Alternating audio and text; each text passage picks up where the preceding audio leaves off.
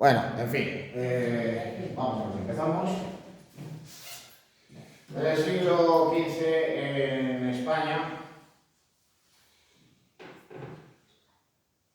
viene a corresponder una etapa que es la del gótico final, aunque de todos modos hay que hacer una distinción en los últimos años de dicho siglo y también a inicios del siglo XVI, que es el de la etapa del llamado estilo Reyes Católicos,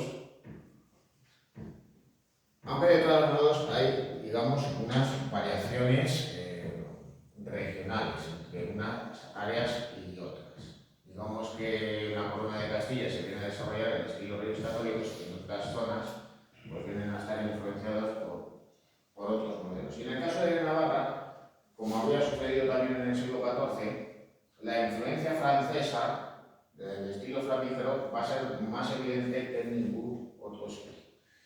¿Y en Aragón?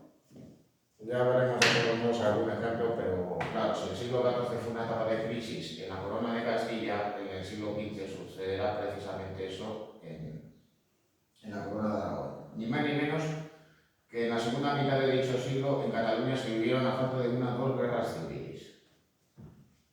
Así que, evidentemente, pues las construcciones que se realizaron en ese momento pues fueron las que se llevaron a cabo para completar edificios u otras, digamos, de menor relevancia. Bueno, al igual que en otros lugares, nos vamos a encontrar con una mayor carga decorativa, con motivos flamígeros, que van a incluir el uso del arco conopial.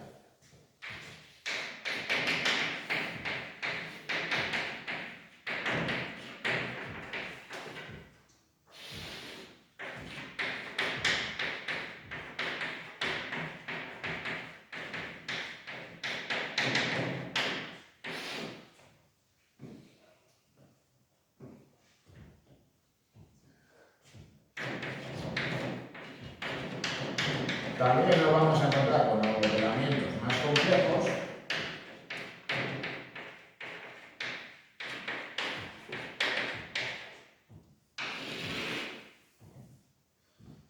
así que claro, pues las bóvedas de crucería estrelladas, las de nervios combados, van a ser más habituales en ese momento. Al mismo tiempo, en esta época va a haber un menor interés en realizar edificios esbeltos que den sensación de verticalidad. Así que los pilares no van a tener que ser tan gruesos en el interior de los edificios y por tanto van a tener una mayor esbeltez.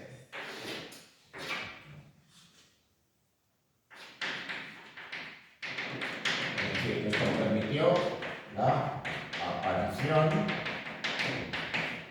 de las plantas de salón.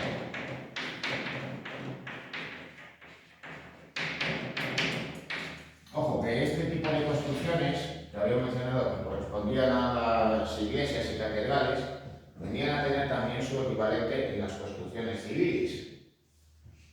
Es decir, que nos vamos a encontrar, pues, por ejemplo, en las lonjas con abovedamientos a la misma altura con pilares de este tipo.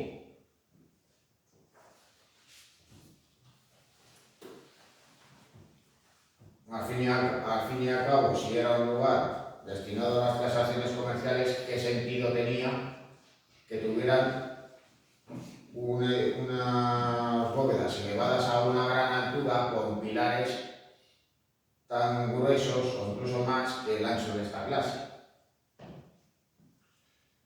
Bueno, aquí tenéis pues, de todos modos varios ejemplos, como estas bóvedas de crucería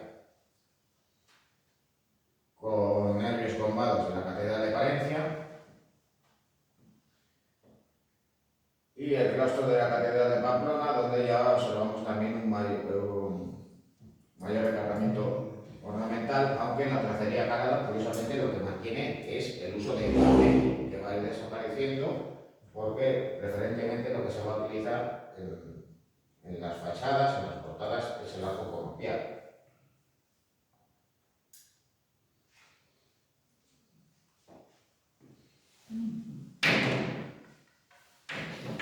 Bueno, a su vez, el siglo XV, por la expansión urbana, va a ser una etapa de desarrollo del gótico civil. ¿Y qué edificios nos vamos a encontrar, aparte de iglesias, catedrales, monasterios? Pues nos vamos a encontrar con palacios urbanos,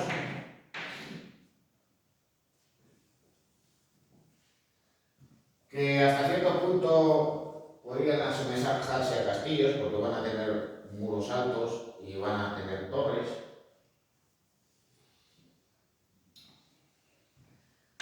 Nos vamos a encontrar con atarazanas, nos vamos a encontrar con lonjas, nos vamos a encontrar también con colegios universitarios. ¿Con qué no nos vamos a encontrar en esta época? Pues con ayuntamientos góticos.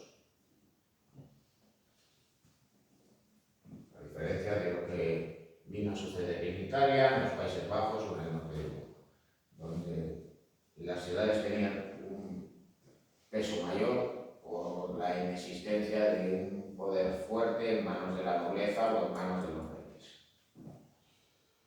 Bueno, como ejemplo de lonja tenéis aquí delante la fachada, también el interior de la lonja de Palma. Aquí podéis reconocer también pues, cómo utilizar esos pilares esbeltos, es decir, que ya son pilares más estrechos,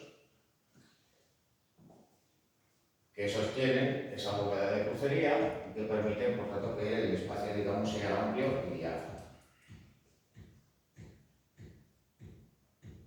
Bueno, ejemplos de construcciones en esta época y también correspondientes al gótico civil, pues nos encontramos con varios palacios. Tenéis por un lado la Casa de los Picos, en Segovia, la Casa del Cordón de Burgos y la Galería Gótica del Palau de la Generalitat de Barcelona. Bueno, tanto así, con algunos ejemplos, de todos modos, la lonja, Palma, Casa de los Picos, Segovia, la Casa del Cordón, en Burgos,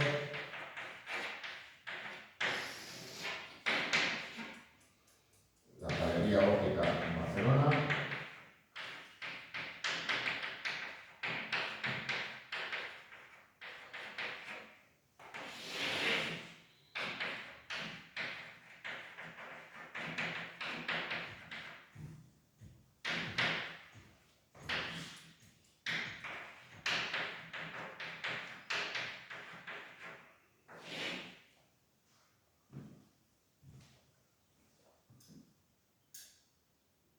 ¿Ese claustro dónde es? De la Generalitat. del Palau de la Generalitat de Barcelona.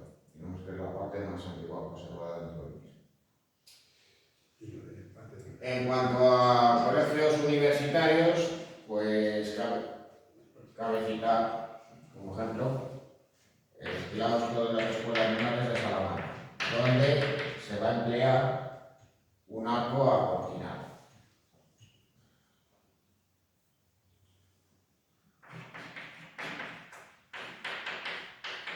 ¿Cómo se llama ese arco? Apoquinato. No, acortinado. Acortinado.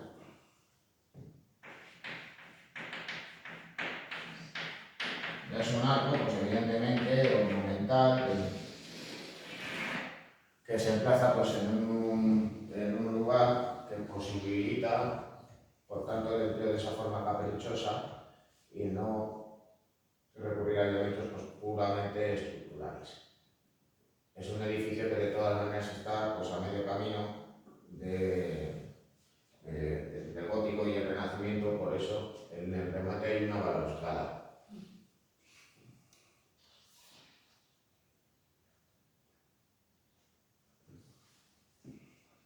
Bueno,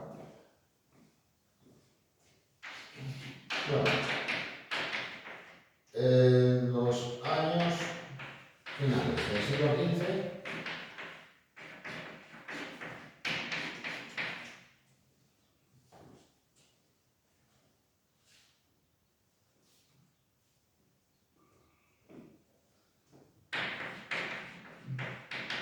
desarrollo del estilo Reyes Católicos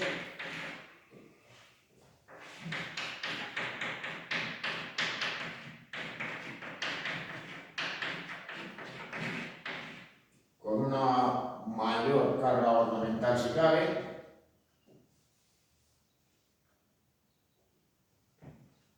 y que viene a ser contemporáneo de las primeras construcciones renacentistas.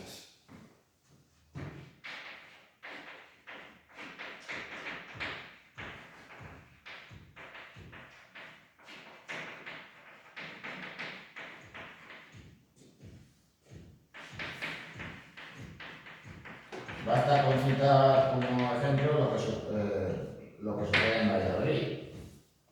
Se levanta el colegio de San Gregorio, impulsado por Fray Alonso de Burgos, y al mismo tiempo, prácticamente al mismo tiempo, se construye el colegio de Santa Cruz, es decir, un edificio gótico frente a otro que es renacentista. Uno que sigue, digamos, la tradición y que se amolda, digamos, al estilo supuestamente preferido por los Reyes Católicos, o al menos por el propio obispo, y otro, pues, construido en base a los intereses y gustos del cardenal Mendoza, más interesado en lo que, por decirlo de alguna manera, estaba de moda en Italia, de lo que se estaba haciendo propiamente en el territorio de la Corona de Castilla. Bueno, aquí tenéis un ejemplo de una construcción de estilo isabelino, que es la iglesia de San Miguel de Jerez de la Frontera. Ahí podéis ver, pues, cómo se emplean unos abovedamientos muy recargados, con nervios combados, los cuales todavía en el siglo XVI se seguirán empleando. Digamos que en las construcciones españolas, en muchas ocasiones, pues, uno puede caer en el despiste. Hay edificios renacentistas que tienen bóvedas de crucería, con lo cual, pues, nosotros podemos pensar que en realidad son edificios góticos, cuando en realidad no lo son. Claro, habría que fijarse en más elementos aparte de eso.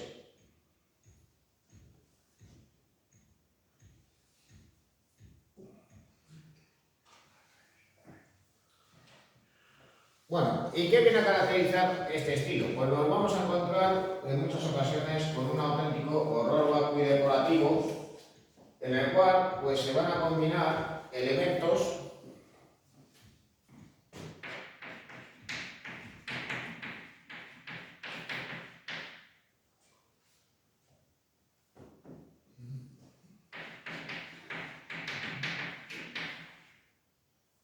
de origen flamenco, es decir, las formas flamígeras procedentes de Flandes, de Borgoña, eran del gusto de la época. Y también se van a combinar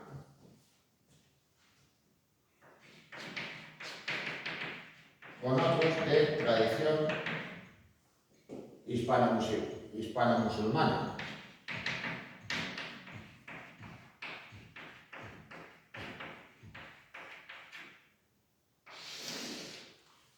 ¿Y qué elementos podrían ser? Bueno, pues el más reconocible de todos ellos, procedentes de esa tradición, sería el uso de artesonados de madera, que en esa época llegan a tener una complejidad enorme. Pero claro, eso también se traduce en el empleo de diferentes tipos de arcos o el empleo del alfiz para enmarcar las fachadas. Bueno, ¿y qué es el alfiz?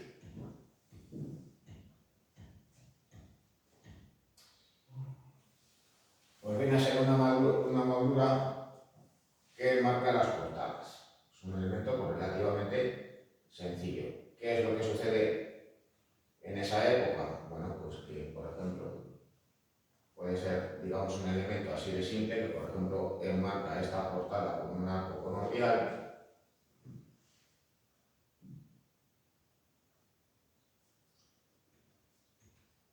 Pero en otras ocasiones, esto pues quizás se puede reconocer en edificios del siglo XV, edificios del siglo XVI, pues viene a ser una moldura también decorada con bolas.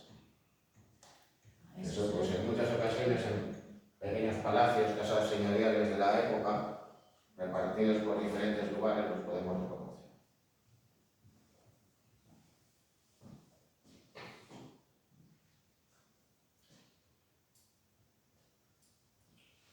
Entonces, perdóname, en la casa del cordón, por ejemplo, del Burgos, el cordón que tiene en la entrada, que también hace un respaldo, también podría ser un alfiz. A ver, vamos un momento hacia atrás, vamos a comprobar la imagen. Ahí lo tenéis. Aquí lo tenéis, bueno, no sería el caso, porque la función, digamos, del alfil que no se ha cumplido, pues precisamente con el famoso cordón, Sí, con esa decoración que imita, por tanto, a una soga. una soga, una soga. Pero la otra fachada no lo tienes, más cuadrada, la otra fachada, pero... Y claro, pues en estos edificios, pues en ocasiones también vienen a estar presentes elementos renacentistas que se combinan con estos elementos. Aquí está la portada de la Capilla Real de Granada y claro, pues los remates se van a decorar con una crestería, con pináculos. También también se va a recurrir a esa moldura decorada con bolas, pero ya en la parte inferior nos vamos a encontrar con este elemento que tiene motivos de inspiración clásica, inspirado pues, en aquello que se hacía en la Italia del siglo XV.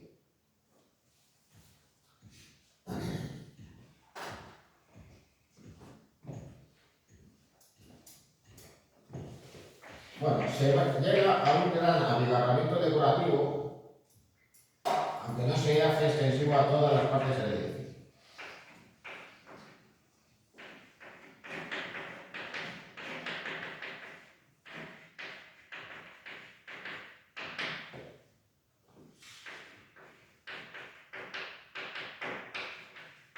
Y esto es reconocible, pues, por ejemplo, en ciertas partes del interior del edificio, en los patios y claustros,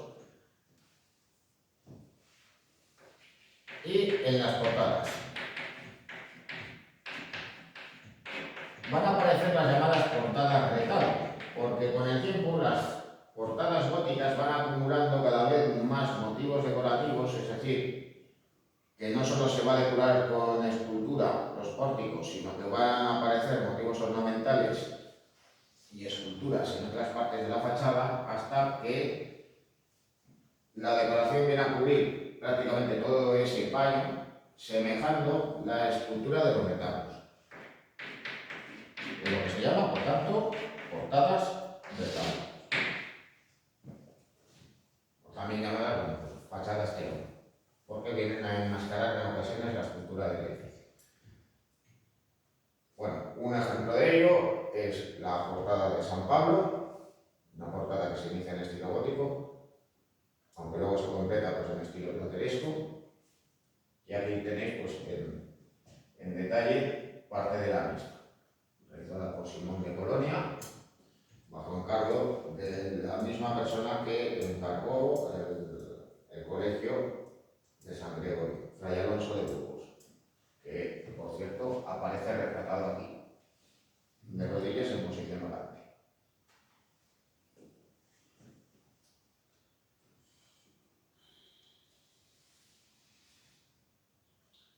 Bueno, obras destacadas.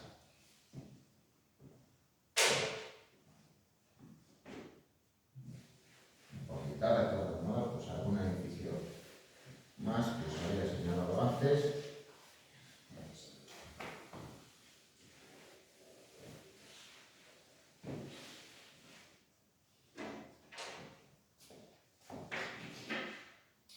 Bueno, la Capilla Real.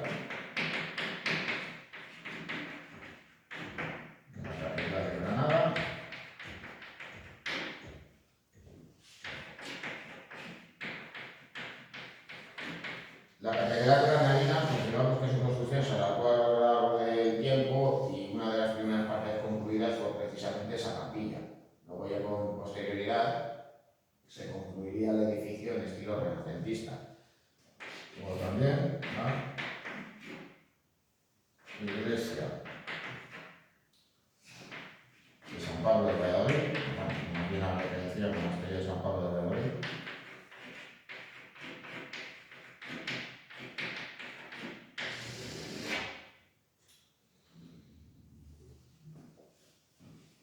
Bueno, acerca de la Catedral de Sevilla. Bueno, pues se trata de la última de las grandes catedrales góticas que se construyen en España y la primera de las catedrales andaluzas que se realizan.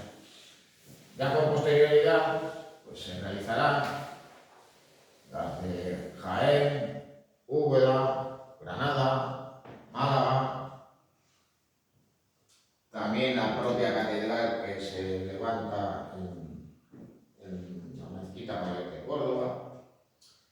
Bueno, hay que señalar que de todos modos el edificio que se construye a lo largo de todo un siglo, aunque tendrá una pequeña reforma posterior,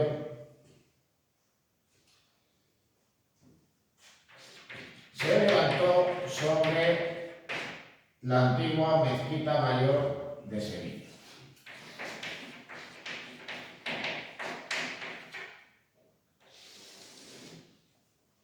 Esa ciudad había sido una localidad muy destacada en la historia de Al-Ándalus. Los almohades la habían convertido, digamos, en la suerte de su capital en la península. Ellos tenían un imperio en el norte de África, pero al estar presentes en la península ibérica, digamos que esos territorios los convirtieron en una suerte de provincia, con lo cual Sevilla alcanzaría, por tanto, una importancia muy relevante. Bueno, de esa antigua Mezquita Mayor, la catedral va a aprovechar dos construcciones. Por un lado, el minarete y por otro lado, el patio. El patio se va a convertir en el claustro catedralicio, en el llamado Patio de los Naranjos. Y el minarete va a convertirse en el campanario de la catedral. Se va a reformar, se le va a incorporar un cuerpo de campanas, ya en el siglo XVI, pero sobre el mismo se va a levantar la llamada giraldilla, es decir, que se va a sobrelevar, se va a destacar todavía nuestra construcción. Eso ya será en el siglo XVIII. Bueno, el edificio cuenta con grandes dimensiones, va a tener intervenciones posteriores que conducen incluso a que se levante una iglesia en su interior, la iglesia del Sagrario. Y el edificio, de todos modos, pues va a presentar diferencias de estilo en su interior debido, digamos, al paso del tiempo. ¿A qué se debe? Bueno, pues cuando se inicia la catedral, el modelo constructivo que se tiene en cuenta es el del gótico radiante, el gótico internacional. Pero con el paso del tiempo, el gótico se va volviendo un estilo cada vez más decorativo,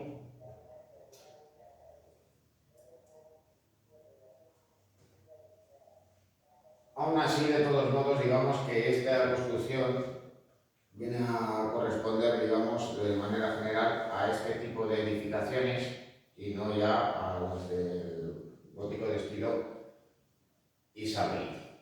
Bueno, se trata de un edificio de enormes dimensiones.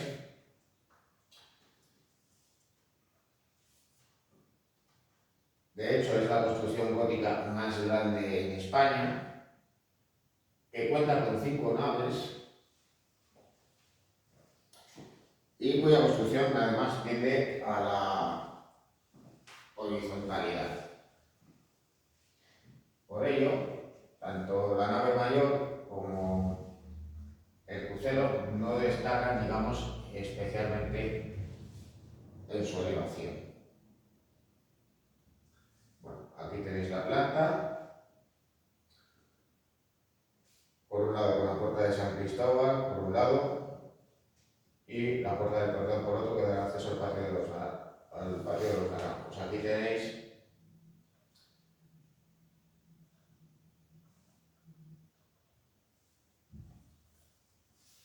que tener por aquí además un espacio destinado a la iglesia del Sagrario, lo que corresponderá a este espacio.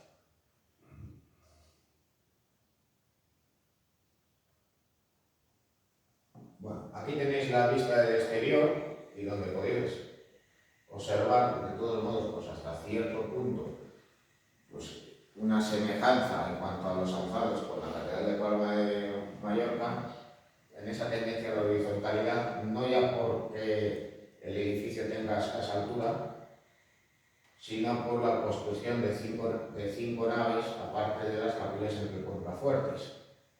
Toda la construcción además se va a rematar con una crestería y con pináculos. Las formas decorativas son las que corresponden al gótico radiante, con lo cual nos vamos a encontrar con esas formas onduladas, en cierto modo predecesoras de la estética flamígera, y que vienen a corresponder a lo que nos encontramos en la fachada del Príncipe.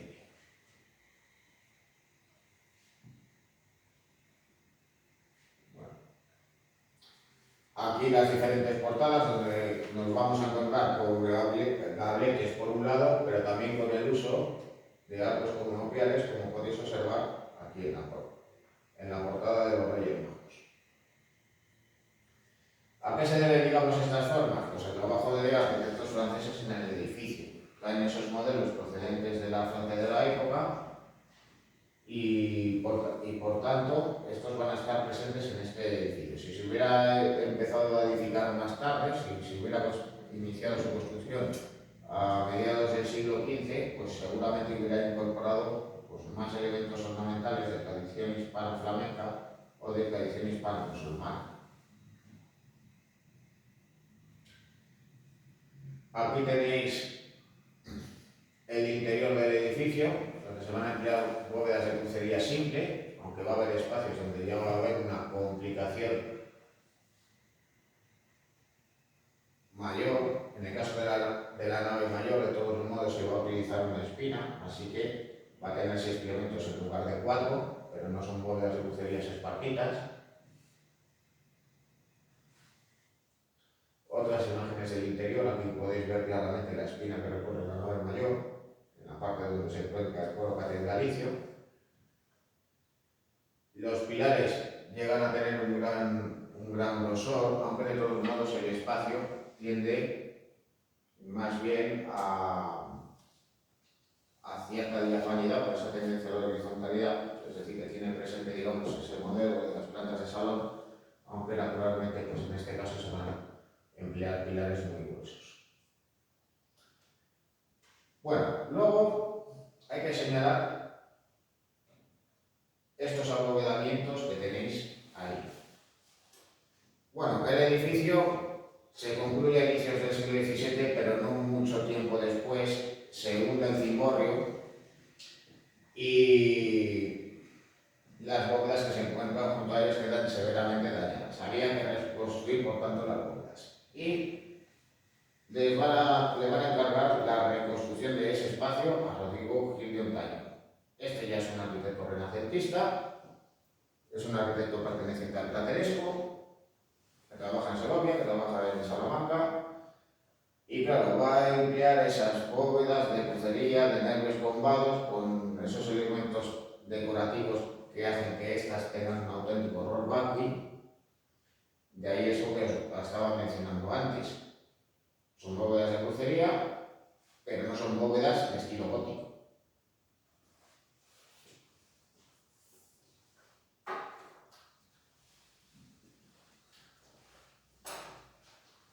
Bueno, otra obra destacada, la Cartuja de Miraflores.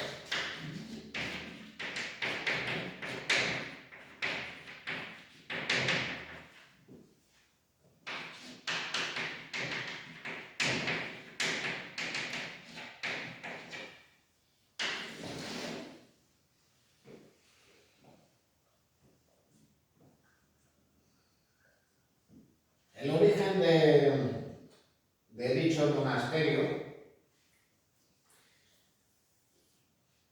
residía en una construcción palatina anterior. En la corona de Castilla la corte era itinerante, iba de ciudad en ciudad, de villa en villa, pero eso no quiere decir que los reyes no tuvieran propiedades. Podían tener pequeños palacios y pabellones, sobre todo pues estaban interesados en tener ese tipo de residencias, por ejemplo, en aquellas zonas donde pudieran practicar la caza.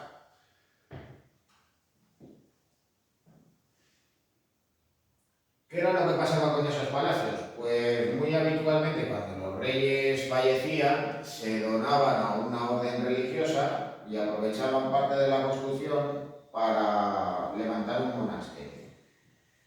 No hay más que pensar, pues, por ejemplo, en el monasterio de Santa Clara de Tordesillas como un ejemplo de este tipo. El caso es que ya existía con anterioridad un convento de la orden de los cartujos. Los cartujos pues, son una orden religiosa que practica la clausura, que suelen emplazarse además en áreas rurales. En este caso, pues de todos modos, el monasterio se encontraba pues, en un terreno no muy lejos de Burgos, como podéis saber o conocer. El caso es que en el reinado de Juan II de Castilla, el padre de Isabel la Católica, se decide construir un nuevo monasterio que sirviera de panteón real. Así que se va a empezar una nueva construcción con un edificio monasterial que contaba con una iglesia de una sola nave y también capillas en encuentros fuertes, pero curiosamente solo a un lado del edificio, no a los dos. Evidentemente, pues tampoco contaba con un crucero destacado en planta, tampoco tienen cimborrio. Junto a la iglesia no hay un campanario.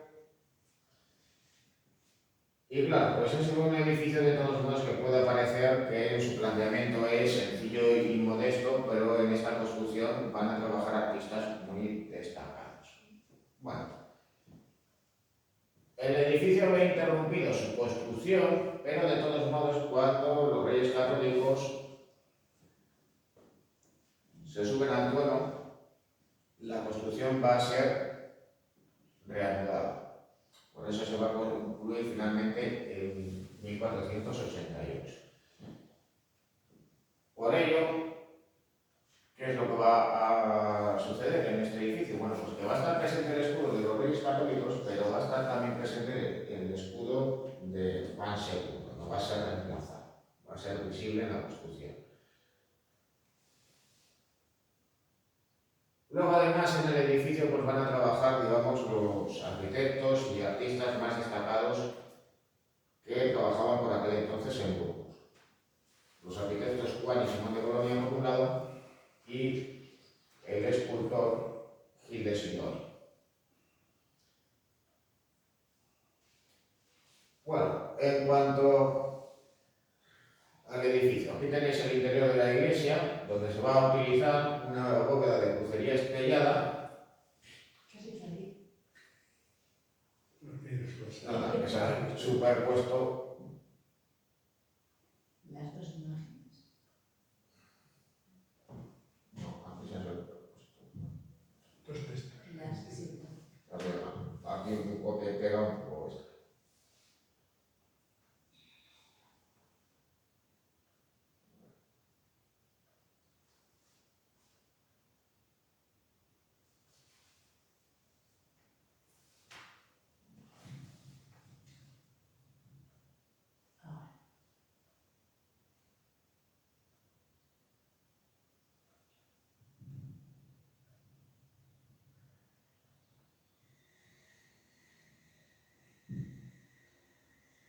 Ahora sí. Nada que no tenga remedio.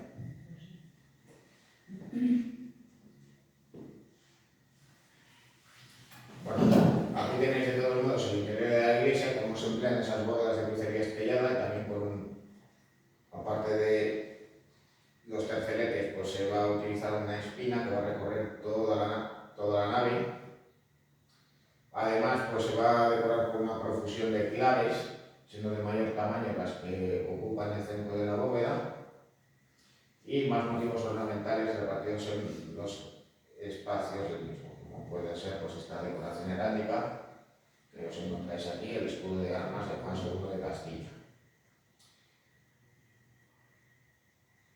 A su vez, pues ya en la cabecera de la iglesia, pues nos vamos a encontrar también con esa decoración en forma de cardinas habitual en esta etapa del gótico.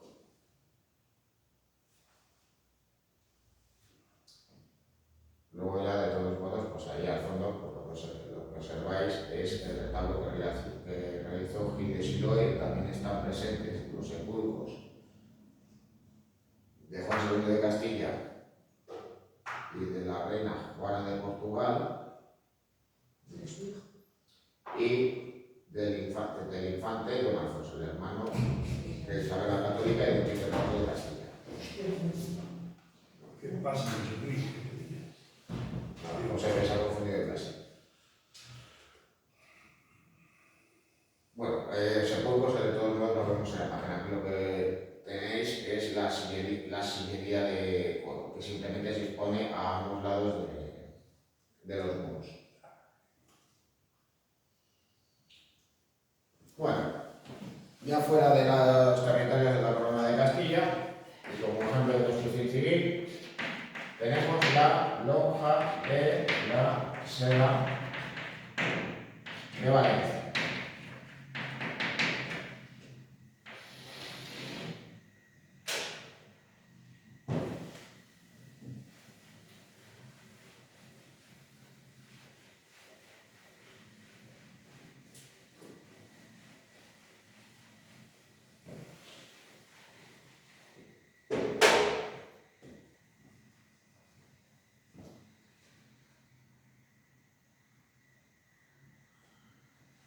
Bueno, el edificio se inició a finales del siglo XV y se terminó de construir a lo largo de la primera mitad del siglo XVI, siguiendo de todos modos los planos de su primer arquitecto,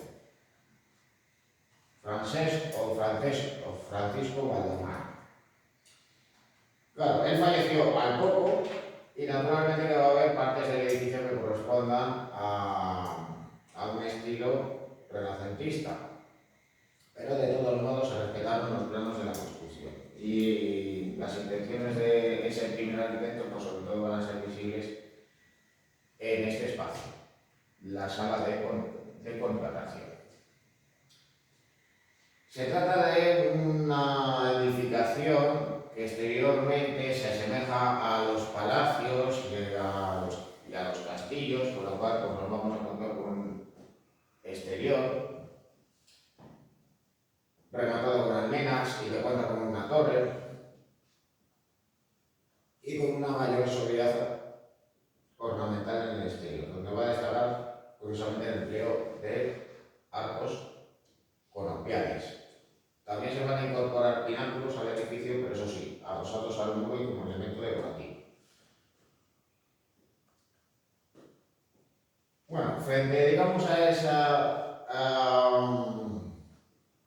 concentración de los elementos ornamentales en la portada, también a los ventanales donde se va a recurrir a la tracería acabada, pues cabe señalar precisamente este espacio de la sala de contratación donde se va a buscar un espacio amplio y diáfano donde se van a utilizar por un lado pilares con fustes helicoidales como lo que ya hemos visto en la lonja de Palma de Mallorca, así como bóvedas de crucería simples. Bueno, aquí tenéis pues una imagen de otro de los espacios de la lonja, la llamada sala de consulado, está cubierto con un artesonado de madera. Y aquí tenéis pues diferentes imágenes del exterior del edificio, cómo se emplean tracerías caladas en las ventanas, cómo se recurre a ese remate almenado y además rematado con una torre. No deja de ser curioso que precisamente, digamos, la portada en la Plaza de los Mercaderes padre se encuentre en un espacio más bien central, no viene a ser, digamos, demasiado usual en este tipo de construcciones, la búsqueda en el exterior de la simetría, y más teniendo en cuenta la asimetría en el alzado. Bueno, luego además aquí tenéis la portada correspondiente, donde podéis observar el uso de un arco conopial decorado con cardinas y el uso de la tracería calada, así como una decoración herálica.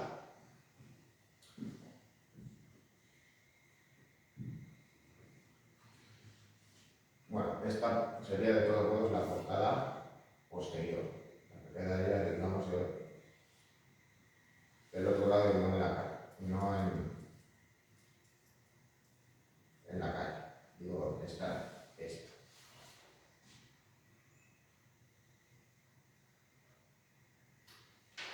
Bueno, ya en el interior tenéis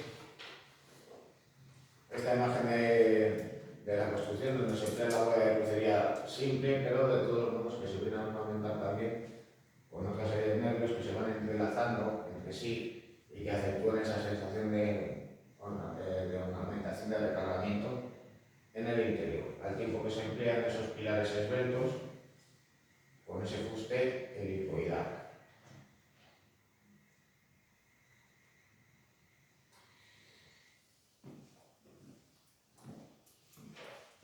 Bueno, el Palacio de Infantado, en Guadalajara.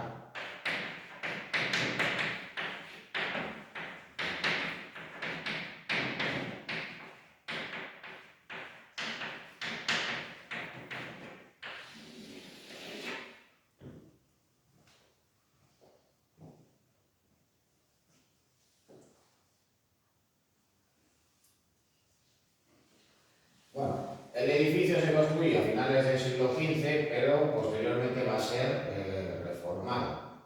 Ya más adelante, el edificio va a ser el lugar donde Felipe II se case con su tercera mujer, Isabel de Valois. Por tanto, pues se buscó adaptarlo en parte al gusto de la época.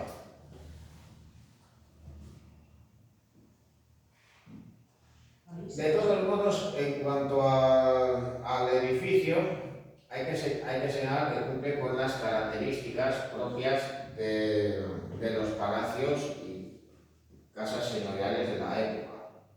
Siguiendo la tradición hispano-musulmana, las portadas van a estar desenfiladas, no hay esa búsqueda de la simetría de los palacios renacentistas. ¿Por qué? Bueno, pues para asegurar la privacidad de los habitantes del interior, en las casas que se levantaron en Al-Ándalus, la puerta estaba desenfilada con respecto al patio. Esta costumbre, que hacía que desde la calle no se viera el interior de las casas,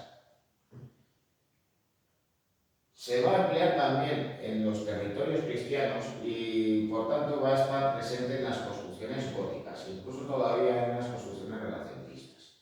Por eso nos vamos a encontrar la portada lateral, desenfilada con respecto al patio. Luego además también cabe señalar otro elemento que también viene a ser relativamente habitual en la época. Como se van abriendo calles y plazas, también en los palacios de la época, pero también en otras construcciones, se va a levantar una galería en la parte superior, que viene a rematar la fachada.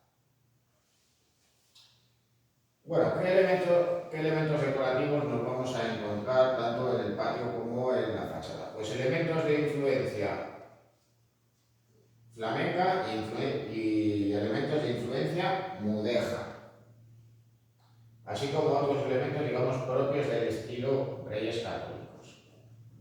¿Qué ejemplos serían de tradición flamenca? Pues por ejemplo el uso de tracerías caladas y esos motivos ornamentales góticos, como por ejemplo el uso de las cardinas.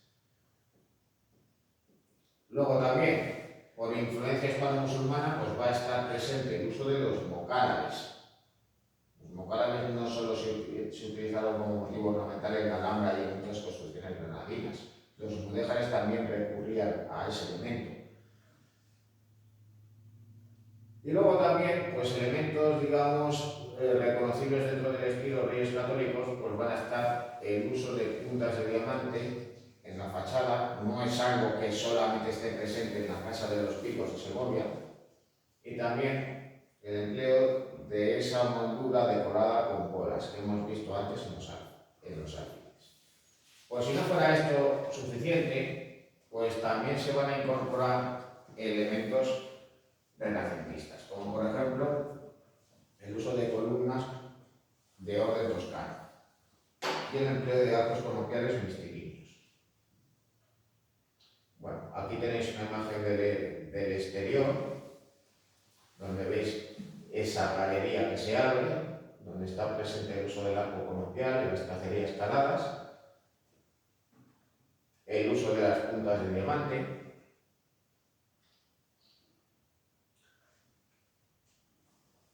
y el recurso a esa decoración heráldica en la que van a estar presentes, además, estos hombres peludos que venían, digamos, a representar también a aquellos personajes que supuestamente habitaban pues, las tierras que hasta ese momento eran desconocidas o acababan de ser descubiertas por los europeos. De hecho, pues, esto también vendrá a estar presente en la portada del Colegio de San Gregorio de Valladolid. Aquí tenéis una imagen ya del interior, donde están presentes esas columnas de orden toscano y que se viene a acompañar también con esos motivos ornamentales tan recargados que incluyen pues, esos arcos conopiales mixtilíneos, el uso de claves pingantes, la decoración de bolas o motivos vegetales ya, digamos, propiamente de inspiración renacentista.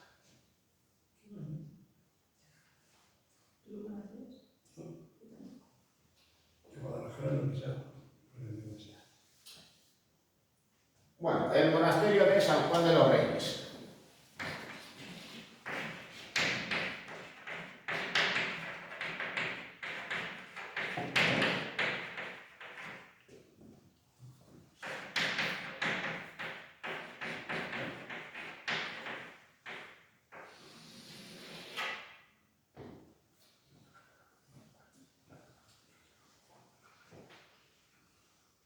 Bueno, en esta construcción en la que van a trabajar Enrique y Juan Guas, se levantó en Toledo como conmemoración de la victoria de los Reyes Católicos en Toro. Esa victoria frente a los portugueses y partidarios de Juana la Belcaneja fue la que permitió consolidar en el poder a Isabel la Católica y por tanto convertirla definitivamente en la reina de la corona de Castilla. En un principio este edificio estaba destinado a convertirse en panteón real, pero posteriormente la conquista de Granada hizo que se cambiaran los planes, con lo cual el edificio se convirtió en un monasterio destinado a la Orden de San Francisco. La construcción se fue alargando hasta 1516 e incorporó dos claustros a este edificio, pero de todos modos el claustro plateresco no se conserva, fue destruido. Así que lo que nos ha llegado pues, hasta nosotros pues, es la parte correspondiente a la iglesia monasterial y al claustro gótico. ¿A qué se debió? Bueno, pues a que se vio afectado por esa destrucción parcial durante la guerra de independencia. Y que ya os podéis imaginar, el edificio se convirtió en un acuartelamiento, parte del edificio se perdió, también parte de las obras de arte que estaban en su interior, porque claro, pues en una situación de guerra, pues os podéis imaginar, en el caso de los franceses, si tenían frío, ¿qué iban a hacer? ¿Ir al bosque por leña o liarse a chafos con un retablo?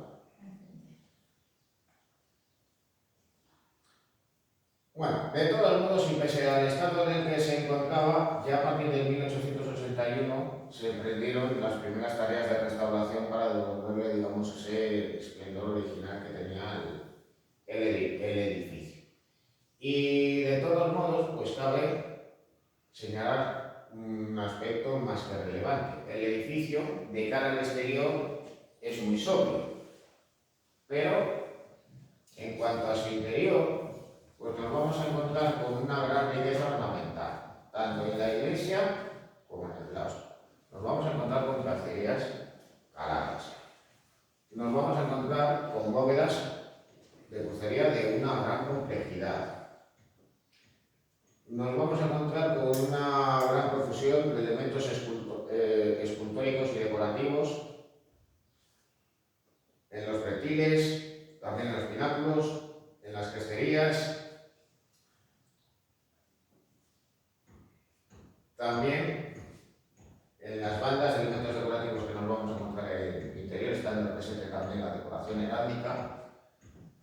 E incluso se van a encontrar, nos vamos a encontrar con filacterias con inscripciones. Esa decoración epigráfica se va a escribir con caracteres góticos. ¿En qué idioma creéis? ¿En qué idioma creéis que estaban escritos? En latín. El idioma por entonces de la iglesia. Así que claro, nos encontramos además pues, con ese auténtico horror barroco y decorativo, muchos elementos del edificio. En esta construcción, en la cual nos encontramos con el claustro del monasterio, por otro lado con una iglesia de una sola nave con capillas entre contrafuertes. A diferencia de lo que hemos visto en la Cartuja de Miraflores, este edificio sí que cuenta con un cimborrio. Y a su vez también con un crucero. Bueno, aquí tenéis el exterior un tanto sobrio en comparación con el exterior. Aún así, la construcción se remata con estas cresterías y con pináculos. Aquí tenéis, pues, de todos modos, un detalle de la portada que ya es posterior, ya es del estilo renacentista. Y luego hay un elemento, digamos, que llama la atención de los visitantes cuando se encuentran ante este edificio. Y son esas cadenas. ¿A qué se debe? Yo creo que son las metrosas. Ahí Son estas de aquí. Bueno, pues ¿de dónde proceden? ¿Por qué están aquí? Pues proceden de la guerra de Granada. De Granada. De la guerra de conquista de Granada.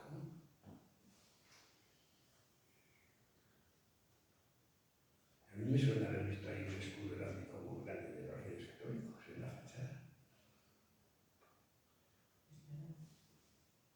Bueno, aquí ya tenéis una imagen del interior, aunque solamente sea una iglesia de una sola planta, no quiere decir que la iglesia sea de dimensiones reducidas. De hecho, pues el cimborrio permite, digamos, sobrelevarlo y marcar una cierta verticalidad en el conjunto. Luego ya en el interior se van a ir acumulando los elementos decorativos con esculturas, con esta filacteria y las correspondientes inscripciones epigráficas. También va a estar presente la decoración heráldica, las cacerías. La decoración va a estar presente también incluso en las pompas del cimborrio. Van a estar presentes también estas decoraciones con madera y dorada que se encuentran en las claves de las bóvedas. Aquí tenéis ya un detalle de la decoración heráldica con el escudo de los Reyes Católicos y su emblema.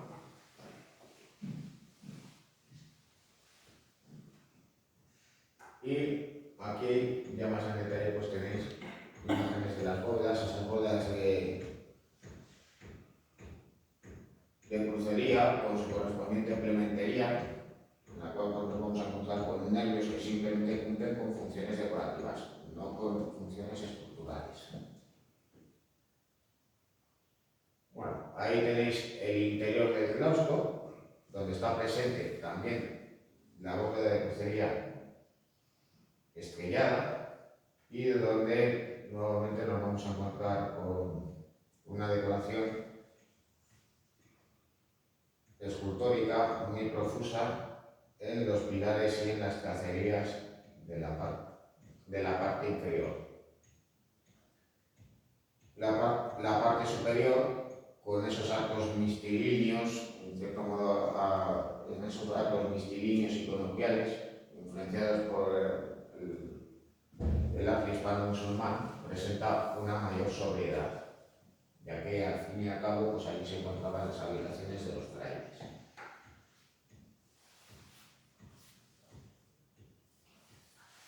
Bueno, el Colegio de San Gregorio de Valladolid.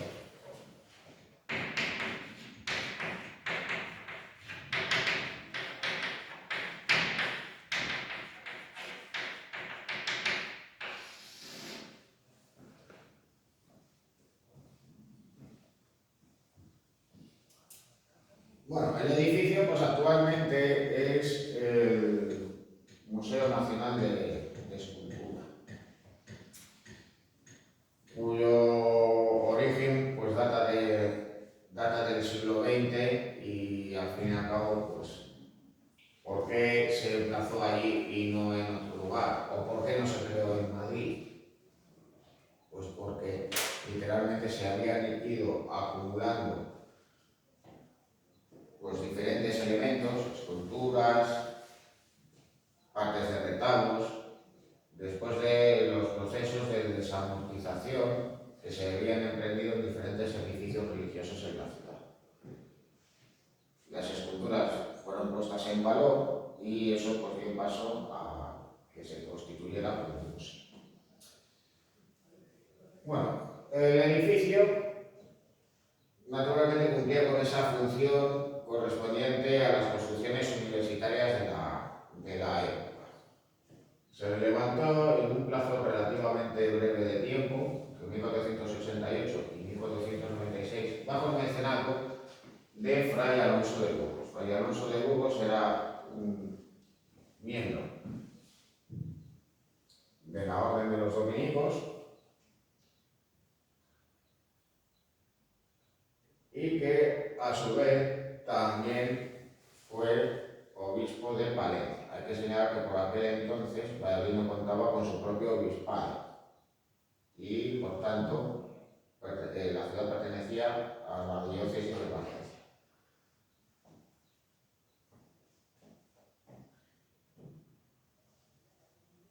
Bueno, Fray Alonso de Burgos impulsó la construcción del monasterio de San Pablo de Valladolid, impulsó también la construcción de este colegio universitario, dependiente de la Orden de Santo Domingo, y también ordenó construir su capilla funeraria. Allí estaba su sepulcro, pero este desapareció durante la Guerra Civil. Bueno, al estar destinado a un centro de estudios vinculado con la teología, el edificio iba a contar con los siguientes espacios. Bueno, en primer lugar, tenía que contar, por tanto, con una capilla. Luego, por otro lado, en cuanto al acceso al mismo, contaba con un pequeño patio que servía de zaguán. Aprovechando de todos modos el solar existente en la zona, en un lateral sería donde se dispondría el edificio principal, ordenado en torno a un patio. El edificio contaba, por tanto, con dos alturas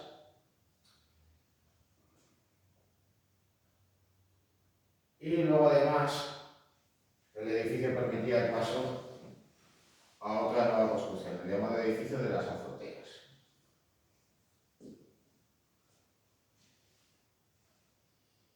De todos modos, pues de cara al exterior, la construcción contaba con una fachada de retablo o fachada de telón, que no corresponde a la estructura del edificio. Es decir, que su estructura, digamos, imita los retablos de las iglesias de la época, pero que no tiene una correspondencia con lo que nos vamos a encontrar en el interior. De hecho, en primer lugar, la portada está desenfilada con respecto a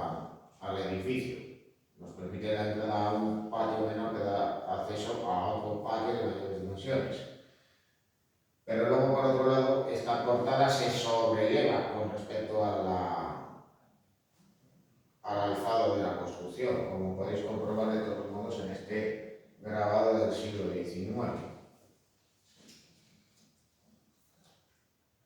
Bueno, ¿con qué nos vamos a encontrar de todos modos en este edificio, del cual de todos modos se discute quién pudo haberse encargado de la construcción? No se sabe muy bien si fueron los Colonia, que se dirigieron hacia Valladolid procedentes de Burgos, si fue Juan Guas, si fue Enrique Eras, todavía digamos que es objeto de discusión.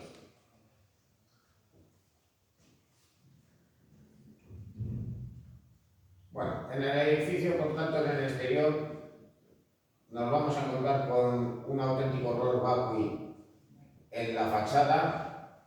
En esta portada nos vamos a encontrar con esta fachada retablo, mientras que en el resto del edificio nos vamos a encontrar con unos muros de paramentos lisos rematados con una crestería. En este auténtico horror vacui, pues nos vamos a encontrar con el escudo de los Reyes Católicos, decorado con la granada. Por el contrario, la iglesia de San Pablo no estaba presente, así que eso nos permite pues, saber cuándo se realizó esta parte del edificio. Luego además pues, nos vamos a encontrar también con este árbol que viene a simbolizar el árbol de Jesé, aunque curiosamente están presentes estos putti. La influencia renacentista en este edificio empieza a estar visible. Los arquitectos incorporaron algunos elementos ya del nuevo estilo. Nos vamos a encontrar también con pináculos, con doseles con decoración escultórica, entre los cuales pues, nos vamos a encontrar también con otros elementos heráldicos como el propio escudo de Fray Alonso de Burgos, reconocible por el uso de la flor de lis.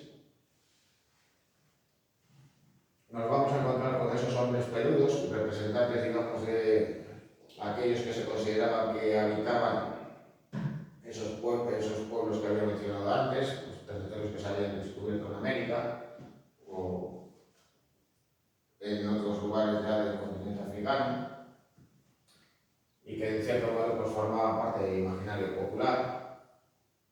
Aquí están presentes los maceros, es decir, aquellos que vestían con el escudo de armas de los reyes y que van anunciando su nombre mientras portaban una maza de plata.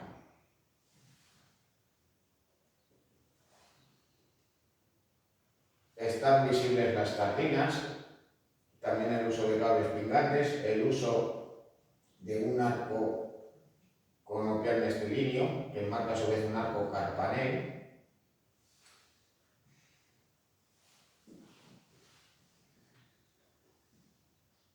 Y ya, pues en cuanto al tímpano de la portada, ¿qué es lo que se representa? Pues se representa la misa de San Gregorio, estando presente Fray Alonso de Burgos, que aparece como donante y orando. Bueno, ya más en detalle tenéis aquí el escudo del obispo, a uno de los maceros, y a este hombre salvaje o hombre peludo de la portada. Bueno, ya de otros espacios ya en el interior del edificio, pues nos encontramos por un lado en el patio de los estudiantes, perdonad que la resolución sea tan baja en esta fotografía, y el interior de la capilla funeraria de Fray Alonso de Burgos. Aquí tenéis en detalle los dos tramos de bóveda que cubren este espacio y cómo en este emplazamiento se dispone un coro alto. Luego ya pues ahí veis que hay un sepulcro bajo un dosel con esas formas renacentistas, pero no es el sepulcro del obispo.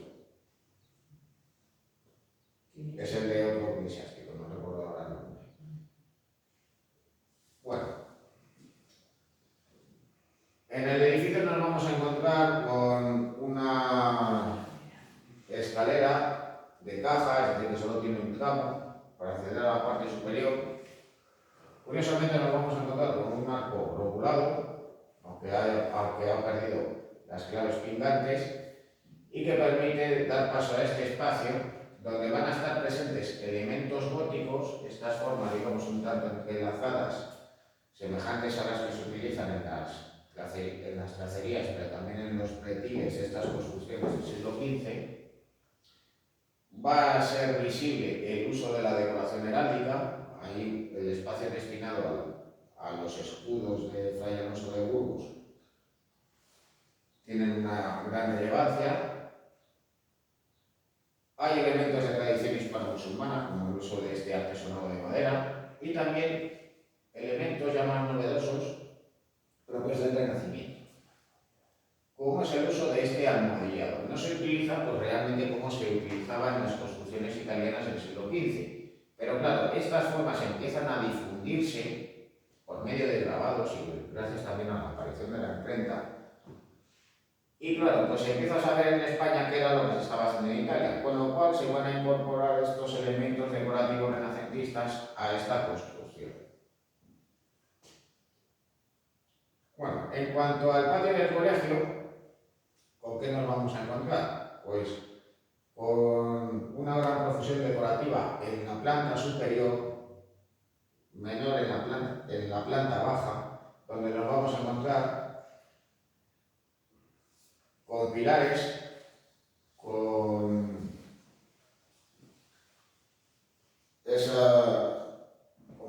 esos fustes helicoidales entornados sobre sí mismos, como hemos visto antes en la lonja de Pan y en la lonja de Valencia. Arcos, el uso de arcos escarzanos, es decir, estos arcos rebajados, no son arcos de medio punto. El empleo nuevamente de la decoración heráldica. Fray Alonso de Burgos se encargó que en la planta inferior estuviera su escudo, en la superior de los Reyes Católicos, y como remate de esta parte, como línea de imposta, en vez de bolas, ¿con qué nos vamos a encontrar? Pues curiosamente con cadenas. Luego ya en la parte superior pues vamos a encontrarnos pues, con elementos heráldicos, porque aparte del escudo de los Reyes Católicos también están presentes los yugos y las flechas. Está visible estos pretiles, donde va a estar presente también las formas lobuladas góticas. Y ya más en detalle aquí podemos observar cómo en esta gran profusión decorativa se van a incorporar elementos renacentistas, como una decoración que imita los motivos de Candelieri y la presencia de putti, pero donde van a estar presentes también elementos heráldicos. Aquí nuevamente se va a repetir la flor de lis, para que de todos modos, por si había lugar a la duda, pues para que la gente tuviera presente quién era el que había puesto el dinero en la construcción. Está por todas partes. Luego además, ¿está presente la decoración de bolas? Sí, lo podemos observar pues también aquí, que se va alternando además con esta cruz correspondiente a la orden de Santo Domingo. Bueno, y ya con esto pues hemos terminado las construcciones góticas y vamos a empezar con otro apartado que vamos a verlo de todas maneras de manera más simple, ya sin tantos ejemplos, que es la escultura.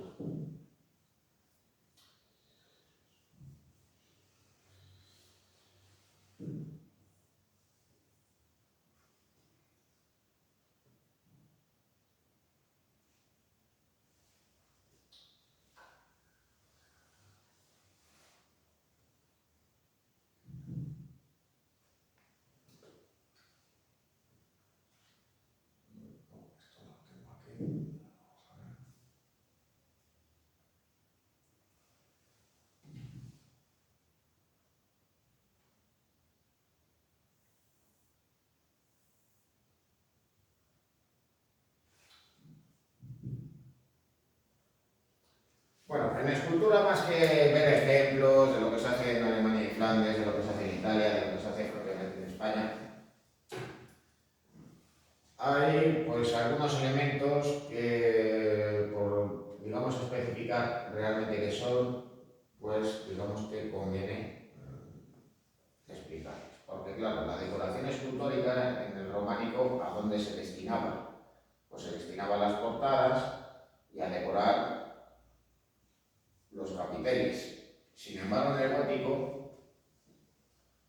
esta va a tener una importancia cada vez mayor y nos vamos a encontrar pues con motivos ornamentales repartidos por toda la fachada, por determinadas partes de los muros, pero también nos vamos a encontrar con sepulcros, nos vamos a encontrar con retablos, nos vamos a encontrar con sillerías de coro.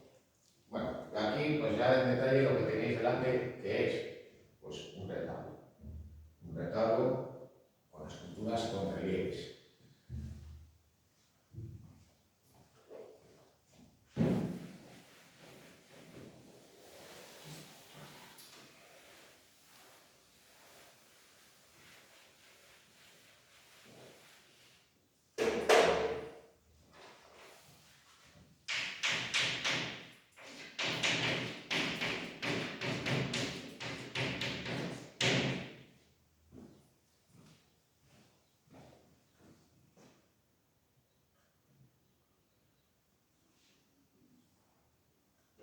Bueno, lo primero que hay que señalar de la escultura es que, aunque se siguió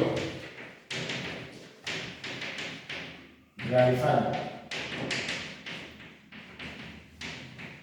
escultura monumental,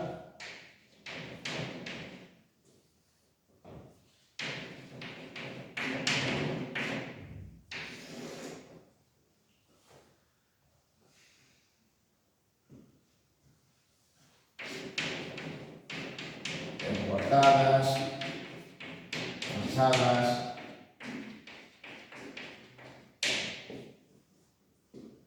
capiteles, etcétera, etcétera.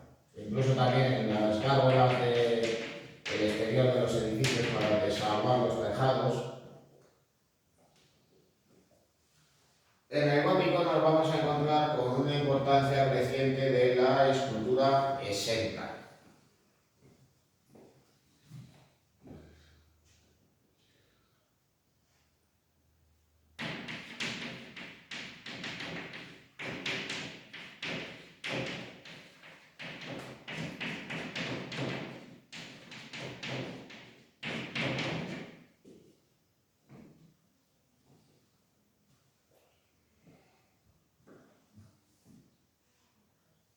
Bueno, pues en primer lugar de la escultura monumental, ¿qué cabe decir?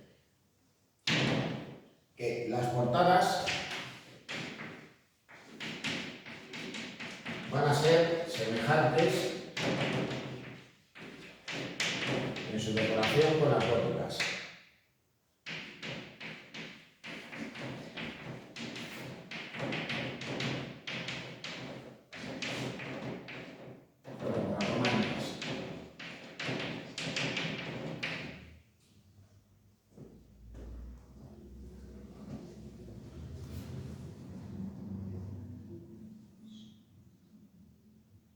Esculturas también quiere decir que eran individuales o... Sí, pues esculturas que no tienen nada que ver que no se destinan a la decoración de los edificios. Es decir, las esculturas que, por ejemplo, se destinan a los sepulcros son esculturas exentas, no son esculturas que sirvan para decorar una portada, por decir un ejemplo. Pero luego además también estaría el caso de las imágenes religiosas exentas, entendidas como tal, que podían destinarse a una capilla. Nosotros, por ejemplo, podemos imaginar pues, a iglesias, a esas imágenes que, por ejemplo, se veneran, o en ocasiones se sacan en procesiones. Pues bien, ¿literalmente se coge una escultura de una portada románica para llevarla en procesión? No, no se puede. Eso es para empezar. Pero tampoco las realizaban con esa finalidad. En cambio, pues ya en el siglo XVII, en el siglo XVIII, pues se hacen imágenes exprofeso para ese fin.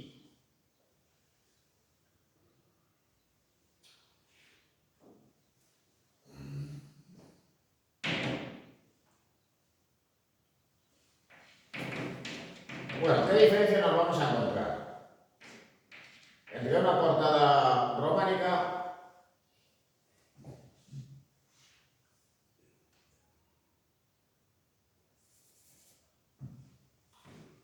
y una gótica. Pues, ¿qué diferencias? Bueno, es un elemento en el cual nosotros podemos reconocer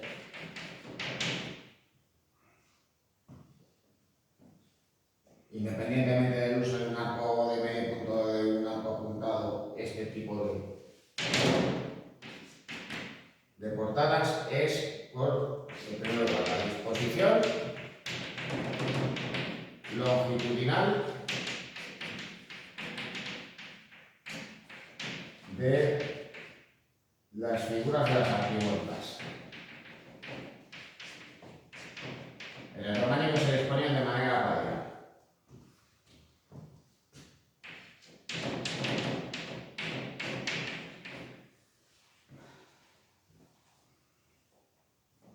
Sin embargo, en este caso se van a disponer así. ¿Y eso a qué se debe? Pues a que los escultores no están obsesionados con que las esculturas se adapten al marco arquitectónico, las proporciones van a ser más naturales y disponer a las figuras de este tipo pues no va a condicionar ni el tamaño ni el número de las figuras.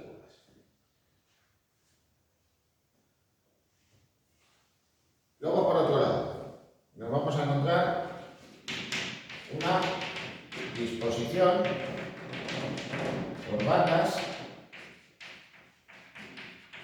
en la escultura, perdón, en las esculturas, en los relieves de tímpano.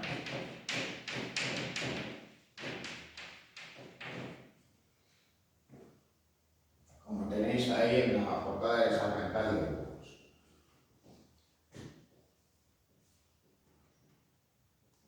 Eso permitía que las proporciones fueran más naturales, pero también que se pudieran realizar varias escenas dentro del mismo. No sería de todos modos el caso. Esta portada pues, temáticamente guarda semejanzas con las portadas góticas, perdón, con las portadas románicas. ¿Por qué? Bueno, pues porque en este caso nos vamos a encontrar con Cristo Pantocrator rodeado de tetragramorfos y en la parte inferior con los 12 apóstoles. Pero claro, en una banda están los 12 apóstoles que están hablando entre ellos. Y en las otras dos bandas está Cristo Pantocrator con ese tetragramorfos doble, pero claro, dos de los apóstoles están en la banda superior. Y es que en estas portadas nos vamos a encontrar con una mayor variedad temática, ya veremos ahora algún ejemplo.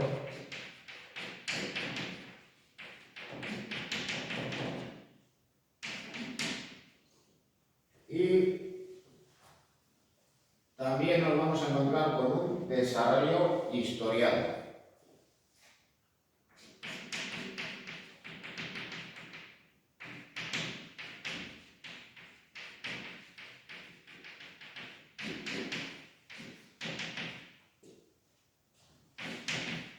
Que se debe también a un mayor interés por lo narrativo.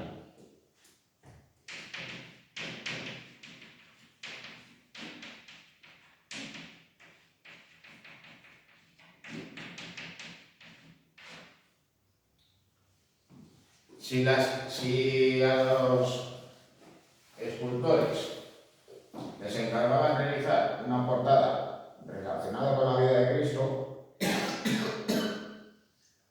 pues van a representar diferentes escenas historiadas de la vida de Cristo. Si están relacionadas con la Virgen, pues sucederá también exactamente lo mismo. Así que claro, pues sucesivamente en el caso de la Virgen, ¿con qué nos vamos a encontrar? Pues con la escena de la Anunciación, la de la Visitación, la Natividad, la huida a Egipto, la crucifixión de Cristo, la muerte de la Virgen, bueno, pues la dormición de la Virgen.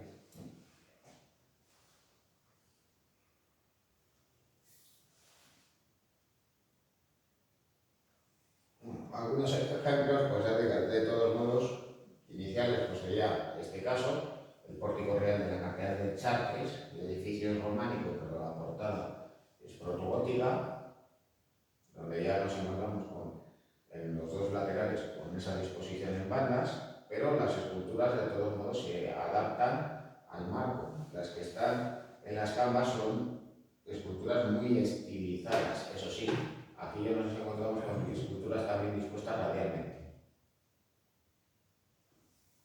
Ahí ya tenéis detalle del pórtico central, en esta escena donde está presente el Tetramorfos y Cristo Pantocrator. Las esculturas que ya os había mencionado antes. Además, hay algo que ya veremos en adelante, que es que las esculturas del gótico progresivamente van a tener un mayor naturalismo, porque daros cuenta cómo representan los pliegues de los mantos, cómo las figuras son inexpresivas, cómo el tratamiento de los cabellos y de los peinados son convencionales, cómo las figuras no se relacionan entre sí.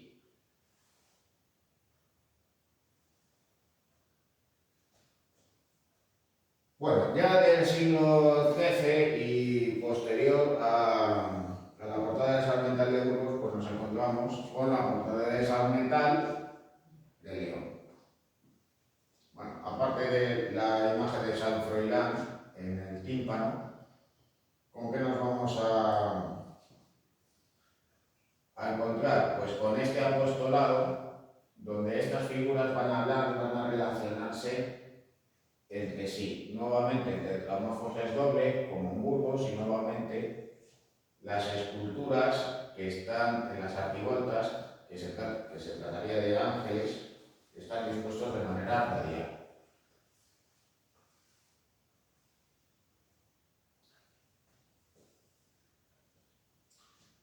Bueno, las portadas de todos modos se policromaban, la pintura acaba desapareciendo con el paso del tiempo, con lo cual en muchas ocasiones, para hacernos una idea, pues lo que podemos observar es la policromía que se encuentra en portadas que se encuentran en el interior de los edificios, como por ejemplo aquellas que se encuentran bajo un pórtico o que dan acceso a los claustros de las iglesias y catedrales. Esta es la portada del claustro alto de la Catedral de León.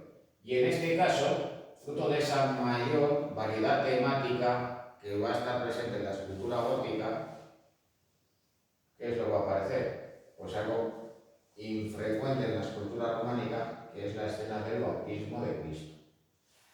Bueno, luego ya, como elementos secundarios, pues tenéis aquí estas imágenes de diferentes gárgolas de la catedral.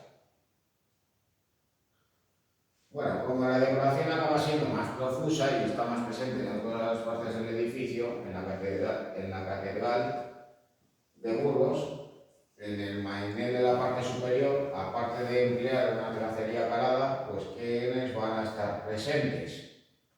Pues diferentes retratos, que no son fidedignos de todas maneras, de diferentes reyes de Castilla, y que van a ocupar por tanto esos espacios.